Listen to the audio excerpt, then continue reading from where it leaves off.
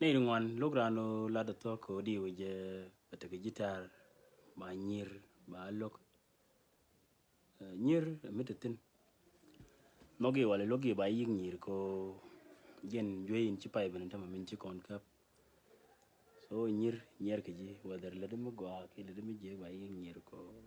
mi ci ben jen la joy ko kon dial kap a jenen goro bi focus ni jin mo guji mo go ke ji jen bilani jamo ci bi kap no ba ji nyir ko no rete tin tama cheng la ti de ni le to dien ngor ba nyir kan cheng le dem go mi che mo bo mo de needin ba ji consider ka need tot at least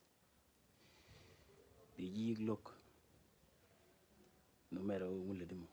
la tel tu go chakon yar janen yene ni doran che je nyin kon to ngwan ji ke je ke ci ko na to mon kon ji kon chene ga tak tu boka ka na moriek de run bi be jakon ko mu we kan ci ko luak bu ko ra le du na me cha go ko kon ke na me ta mu be lo kon mo do bane na be je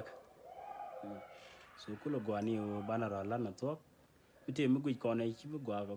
kon ai de na bana ja la na me ci bu gwa ko kon so nó mà bà lai chiang mi bana ngi karo kamu we kon ngi je tu ga ma chao bana dutin bira ma jel ga dob de me je go ba jal ka je yo chiru je jira ma kela mo lid na to ni ya yu pen point ma jin bo bi chu get ko jin mi ladri mi chi chu ploy ne ko kien la kula chi le ga no na so no mo jin ku yene le nen ta min kon to ngwan je ke rana buji mo to ko lat ba ngalok ba guji jala do ba karo so men de lario chana ro ngi ko to mi te mi gui kon e je ka la lar ke je ke chang bu gwan na le chambo mi ko lo ro ngode de chu ko no to ra ko kon da me ro ba kon bet kon dia me ne ro de ne jog